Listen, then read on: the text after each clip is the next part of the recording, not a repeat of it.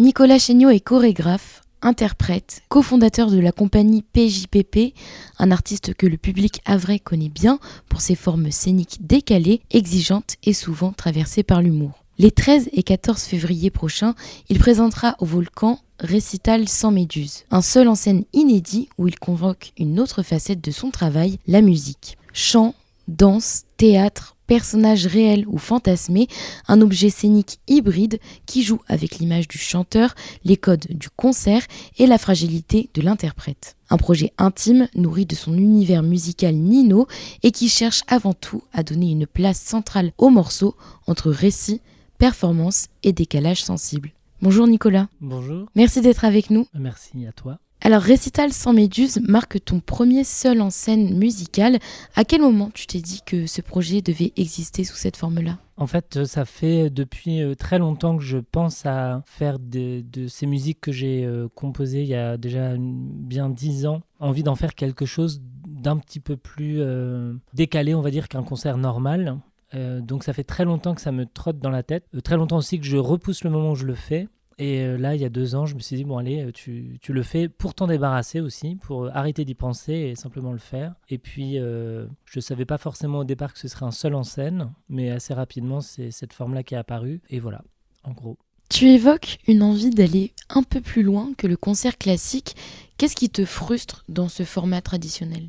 En fait, ce qui m'a toujours un peu frustré, c'est mes limites qui sont assez importantes. C'est-à-dire que je ne suis pas un grand musicien, je ne suis pas un grand chanteur. Donc j'ai toujours eu un petit peu l'impression dans les concerts de réciter ce que j'avais répété avant et pas tellement de jouer à la fois avec la musique, avec ce que les chansons peuvent peut-être raconter ou le décalage qu'il peut y avoir dedans. Et puis parce qu'aussi des concerts, j'en ai pas fait beaucoup, donc à chaque fois c'était me remettre dedans, répéter, pour au final, c'était très chouette, mais il manquait pour moi l'espace du jeu, l'espace un peu de jubilation de la scène. Et en même temps, j'aime ces musiques, j'y suis attaché, donc je voulais trouver un format qui à la fois me permette de chanter ces chansons et en même temps de jouer avec. Et donc tu dirais que tu as utilisé tes limites pour créer ce spectacle ? Je crois que j'aime bien jouer avec mon inexpertise. C'est-à-dire qu'à la base, je suis quand même plutôt danseur, mais je ne me considère pas non plus vraiment comme un danseur. Je ne suis pas vraiment comédien non plus, donc il n'y a rien dans lequel j'excelle. Et c'est ce qui me plaît, c'est que je dois faire avec mes limites. Pour moi, ça génère plutôt un espace de liberté, le fait de ne pas être très bon dans la musique. Enfin, je ne suis pas en train de me auto-saboter, c'est pas ça. Je ne suis pas nul non plus, mais je ne suis pas virtuose. Et j'aime bien jouer avec ça, j'aime bien jouer avec les limites, avec le raté aussi, avec ce qui frôle un peu, peut-être parfois le mauvais goût, ou le raté peut-être. C'est quelque chose que tu recherches depuis longtemps, que tu as pu apprécier chez d'autres artistes ? En fait, c'est un peu abstrait, mais la peinture, par exemple, c'est, je crois, Giacometti qui disait que le raté l'intéressait plus que le réussi. Et peut-être que dans la peinture, il y a parfois un mauvais geste qui, en fait, devient un geste beau, qui génère de la beauté. Comme dans la musique, pour moi, des fausses notes peuvent être très, très belles. Comme un danseur qui rate, je trouve que ça peut être beau. Un danseur qui s'essouffle, ça peut être beau. Donc, effectivement, j'aime bien jouer avec la faille. Le spectacle, il mélange chant, danse et théâtre. Est-ce que tu as pensé la forme d'abord ou ce sont les chansons qui ont guidé le projet ? C'est vraiment les chansons qui ont guidé le projet. En fait, ma posture, moi, en mettant en scène ce spectacle, c'était de fantasmer ces musiques, d'essayer de les sublimer au maximum, jouer peut-être aussi avec tout ce que je considérais peut-être leurs défauts ou mes défauts. Mais je suis vraiment parti uniquement des musiques. La pièce, elle s'est construite comme un set musical, comme on construit un concert. Et c'est vraiment les chansons qui ont généré, peut-être parfois, se sont appuyées sur des récits, se sont appuyées sur des personnages, se sont appuyées sur des situations de concert aussi, parce que je m'amuse aussi avec tout ce que peut être un concert entre un piano-voix ou un guitare-voix ou un énorme show à l'américaine que je ne vais évidemment pas faire, mais peut-être que je vais quand même faire un truc qui s'en rapproche, mais en fait pas du tout. Donc voilà, c'est vraiment partie de la musique. Pourquoi le choix du seul en scène alors que tu as longtemps travaillé dans des formes collectives ? Ça faisait un moment que j'avais envie de faire un seul en scène, pour le vertige aussi que c'est, le seul en scène. à la fois le vertige et une certaine forme de liberté aussi, parce qu'on est un peu, j'allais dire, maître du temps quand on est seul en scène, c'est qu'on est vraiment on est maître du temps, je dirais. Et là, par rapport à ce projet-là, au départ, j'imaginais que ça pouvait être une pièce de groupe, qu'il puisse y avoir des musiciens même. Et puis au final, je me suis dit très rapidement que d'une part, j'aurais jamais assez de musiciens ou de danseurs ou de chanteurs pour correspondre à certains fantasmes que j'ai, et que ce qui allait être plutôt intéressant, c'est que je m'appuie sur les fantasmes et que je joue avec, seul, plutôt qu'essayer de les atteindre. Et est-ce que la construction de ce spectacle à partir des morceaux, ça a été quelque chose de naturel, d'intuitif ? Ça s'est fait de manière très très... En fait, les morceaux, par exemple, il y en a certains qui datent d'il y a plus de 10 ans en fait. Et puis il y a plein d'autres ingrédients, on va dire, dans le spectacle qui étaient déjà des tests que j'avais fait pour d'autres choses. Donc c'est comme si la matière vraiment première du spectacle, elle existait depuis longtemps. Donc c'est une création qui s'est faite de manière très douce, j'allais dire. Et j'ai l'impression que chaque création se construit un peu différemment. Il y a par exemple la dernière pièce qu'on a fait avec Claire pour PJPP s'appelle Derrière. Et c'est une pièce qui pour moi s'est construite comme une énigme. C'est comme s'il fallait trouver un petit peu comme une enquête, comment construire la pièce. Là, sur Récital sans Méduse, j'ai eu vraiment l'impression que la pièce existait bien avant moi et qu'il s'agissait juste de gratouiller un petit peu partout comme une grosse pierre qu'on veut sculpter, mais que finalement la forme était déjà là depuis longtemps et que c'était que du petit grattage, dépoussiérage pour voir un petit peu le truc apparaître petit à petit. Le titre, il intrigue beaucoup. Qu'est-ce qu'il raconte vraiment, ce Récital sans Méduse ? Alors ça, je vais pas y répondre, évidemment, mais j'aime bien les titres aussi qui veulent pas dire grand-chose ou qui peuvent donner une sorte, j'espère, de poésie ou d'absurdité. Qu'est-ce que pourrait être un récital sans méduse ? Déjà, de quelle méduse on parle ? Voilà, j'ai pas la réponse. Et j'aimais bien le terme récital, dans ce qui peut contenir comme promesse aussi. Je sais pas si moi je vais voir un récital, je m'attends à quelque chose d'assez élégant. Et là, je ne sais pas à quel point ça va l'être. Peut-être un peu quand même, mais pas que, je pense. Alors, du coup, c'est un peu embêtant que tu répondes pas exactement sur ce que tu entends par récital sans méduse, puisque ma question suivante, c'était si les méduses sont une métaphore, elles piquent quoi exactement chez toi ? Ah, ça c'est une bonne question, mais je peux vraiment pas y répondre. Il faut voir le spectacle pour éventuellement avoir une sorte de pseudo-réponse. Ton projet musical, Nino, tu en as un petit peu parlé tout à l'heure, il existe depuis plus de 10 ans. En quoi ce spectacle, il en est une prolongation ? Je dirais pas qu'il en est une prolongation, je dirais qu'il en est un peu j'espère, en tout cas c'était l'objectif pour moi, il en est la concrétisation. C'est-à-dire que moi, le projet musical, je me suis jamais envisagé devenir chanteur ou avoir un groupe, faire des tournées de musique. J'adore la musique, et j'ai toujours eu depuis plusieurs années la sensation de ne pas être allé au bout de ces musiques. Donc, voilà, je sais plus quel était le mot que tu as employé, si c'était prolongation. Mais pour moi, c'est comme si ça matérialisait c'était un objet qui contenait Nino. Pour moi, c'est pas une autre étape, c'est vraiment le développement de ce projet. Parce que là, comme ça, par exemple, aujourd'hui, je me dis pas du tout que je vais faire un autre spectacle musical un jour ou d'autres chansons un jour. C'est vraiment rattaché à Nino. Voilà, c'est ça. Et est-ce que tu as écrit de nouveaux morceaux spécifiquement pour le spectacle ? Alors j'en ai finalisé certains, quelques-uns, mais vraiment pas beaucoup. Et il y en a certains que le spectacle m'a aidé à finir. Mais globalement, c'est quand même des morceaux plutôt anciens. Et est-ce que tu peux nous parler un petit peu de ta musique pour que les auditeurs y puissent...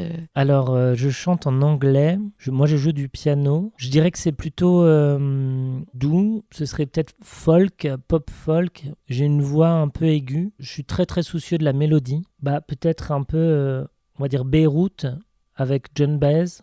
Et puis peut-être un tout petit peu Supertramp. Mais enfin, je me compare pas, c'est juste que voilà, ça peut être je dirais que c'est à la fois léger et nostalgique aussi peut-être.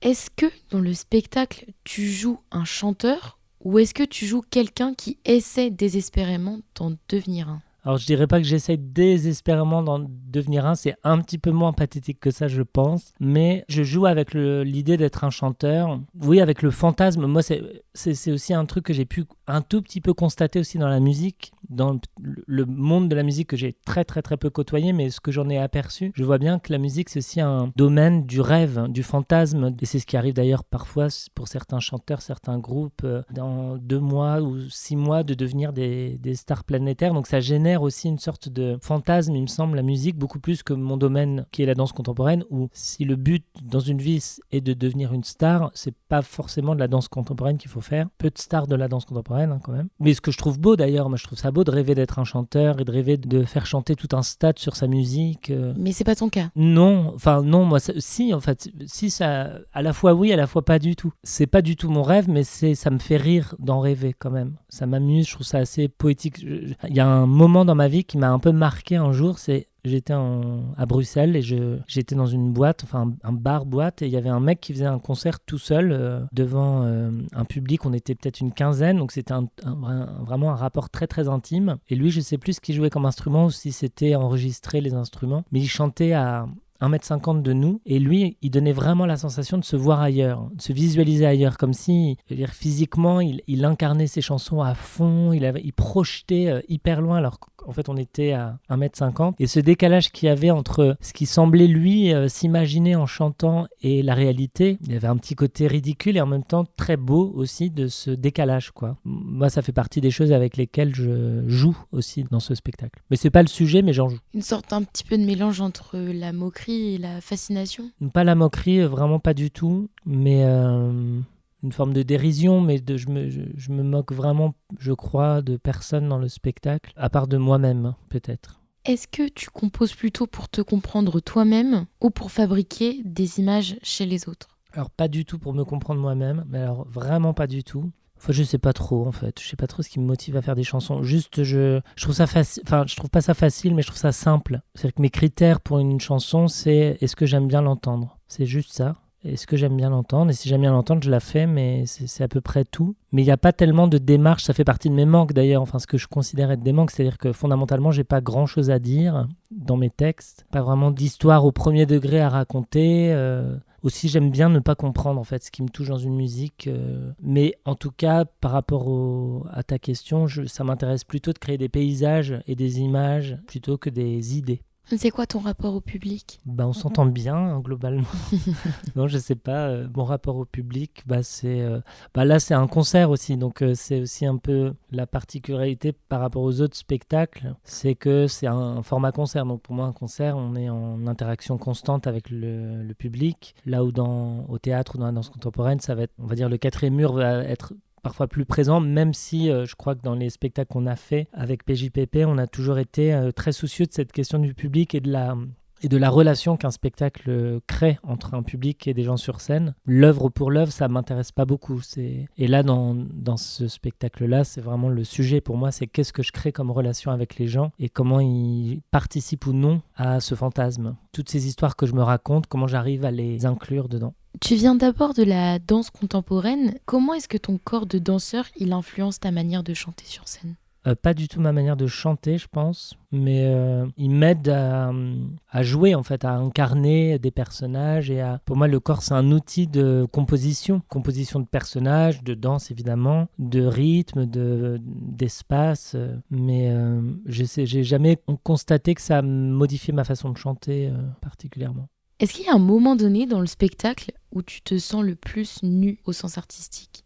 Ouais, tout le long. Tout le long? Ouais, tout le long, vraiment. C'est vraiment une mise à nu quand même, ouais. Même si il y a beaucoup de décalage et beaucoup d'absurde, je pense. J'imagine que tous les seuls en scène, de toute façon, génèrent un petit peu cette sensation. Mais là, comme il y a en plus cette intimité, le chant, je trouve que c'est quand même un mode d'expression extrêmement intime, quoi. Donc oui, je suis à poil tout le temps, du début à la fin. Les auditeurs pourront le constater, tu as de l'humour et c'est une signature forte de ton travail. Mais comment est-ce que tu l'invites dans un projet plus intime comme celui-ci? En fait, l'humour, c'est, je pense, vraiment fondamentalement un moteur pour moi, mais c'est pas tant que ça un objectif. C'est-à-dire qu'évidemment, je pense qu'il y a de la place beaucoup pour l'humour dans le spectacle. J'imagine, dans le meilleur des cas, que quand même, il y en aura dans la salle, mais j'essaie toujours de plutôt me soucier de ce que le rire... Pour moi, quelque chose qui me fait rire doit contenir autre chose que le rire. C'est-à-dire que pour moi, le rire n'est jamais loin de l'émotion, n'est jamais loin du ridicule, n'est jamais loin du tragique même, de l'intime. Pour moi, le rire que j'aime et l'humour que j'aime, c'est quand il contient de l'émotion. Et j'ai déjà fait le constat clairement que moi, ce qui ne m'émeut pas ne peut pas me faire rire. Donc, bien évidemment, c'est un moteur, l'humour, mais je vise pas du tout à ce que les gens repartent du spectacle en se disant là, je me suis bien marré. Si les gens ont ri, c'est cool, mais c'est pas, c'est pas un objectif absolu. Tu viens rapidement d'aborder la réaction du public après le spectacle. Et tu joues plusieurs personnages différents. Est-ce que l'un des objectifs, ça pourrait être que les spectateurs repartent en ayant eu l'impression d'avoir vu plusieurs artistes? Non, je crois qu'ils auront vu qu'un seul personnage. Alors, c'est pas du tout une galerie de portraits non plus, c'est pas une chanson, un personnage. Il y a 2 personnages en réalité qui alternent un petit peu et qui m'ont surtout servi à me planquer un peu, justement, à m'habiller, à me couvrir. Mais c'est pas une série de sketchs de personnages. C'est une petite planque en fait. Qu'est-ce que ça représente pour toi de créer ce spectacle en première au Volcan? Faire le spectacle au Volcan, c'est trop génial pour moi parce que c'est à la maison, parce que je sors de chez moi et en 8 minutes je suis au théâtre, ça c'est trop bien. Donc ça c'est l'aspect logistique qui est très confortable. Je suis très content de jouer au Havre parce que évidemment j'ai beaucoup de mes amis et de ma famille qui vont être là, donc c'est super, même si c'est aussi très stressant, c'est aussi assez agréable de jouer devant un public que tu connais pas du tout. Mais oui, non, je suis très content de créer au Havre, très content de créer au Volcan qui a coproduit le spectacle, qui l'a accueilli un peu à la dernière minute comme ça. Et c'était important pour moi de le créer assez vite, entre guillemets, parce que ça fait vraiment 1 an que j'ai décidé de le lancer en production et tout ça, donc ça s'est fait finalement vite. Et Camille Barneau, la directrice du Volcan, a été super pour son écoute et le fait de me suivre sur le fait de le créer là, cette saison. Donc c'est super de créer au Havre, et puis un peu stressant aussi parce que je pense connaître beaucoup de gens dans la salle. Ça t'effraie plus que s'il n'y avait que des inconnus. En fait, le seul problème qu'il y a quand les gens nous connaissent, quand on est sur scène, c'est qu'ils voient qu'on joue. Ils savent qu'on joue. Alors évidemment, même si on va voir un spectacle avec des comédiens, des comédiennes qu'on ne connaît pas, on sait qu'ils jouent, mais on rentre quand même plus facilement dans les histoires qui sont racontées, dans les personnages qui sont joués, que quand c'est ton frère ou ton copain ou ton meilleur ami ou quoi. Où là, clairement, moi, tous les gens qui vont venir voir le spectacle et qui me connaissent, ils vont voir que je fais le clown. Alors que des gens qui ne me connaissent pas, ils peuvent se dire, mais c'est qui ce type qui fait ça? Ça perd juste cette petite dimension-là de trouble aussi face à des gens qui ne nous connaissent pas du tout. Et enfin, pour clôturer, petit instant promotion, si tu devais résumer l'expérience pour convaincre le public de venir te voir. L'expérience pour le public ? L'expérience pour le public, le spectacle en lui-même, comment tu le décrirais ? Je suis vraiment très très mauvais pour l'autopromo et pour qualifier ce spectacle qui en plus est encore un peu mystérieux pour moi parce qu'il n'est pas créé. Donc je pense que c'est un bon moment. En tout cas, c'est pas a priori un mauvais moment. Ça dure pas trop longtemps, donc si on s'ennuie, ça va. Non, pardon, je vais dire autre chose. Mais je sais pas trop quoi dire, mais j'ai l'impression que c'est un spectacle qui peut-être contient un tout petit peu d'utopie, un petit peu de possibilité de rêver un peu. Je pense qu'il contient de la douceur. Et j'ai aussi fait le constat que j'ai l'impression que chaque spectacle génère une sorte d'humeur ou d'ambiance dans le public. Il y a des spectacles qui vont tendre le public, il y a des spectacles qu'on a vraiment l'impression de vivre complètement en solo en tant que spectateur. Ça nous met dans notre monde et dans notre perception propre. Récital sans Méduse, j'ai envie que ce soit un spectacle qui crée une sensation du public collective et douce et plutôt tendre, quoi. Voilà. Les musiques sont douces, globalement, plutôt a priori agréables à l'oreille. En tout cas, je fais le maximum pour ça. Et oui, je pense qu'on rit un peu quand même et qu'on voyage un peu quand même. Merci beaucoup. Merci à toi. Récital sans Méduse, c'est donc à découvrir les 13 et 14 février au Volcan, au Havre. Un seul en scène musicale entre concerts chorégraphiés, théâtre et performances porté par Nicolas Chéniaud. Merci beaucoup d'être venu en parler avec nous aujourd'hui sur Westrack et on te souhaite évidemment un bon courage pour la suite. Merci beaucoup.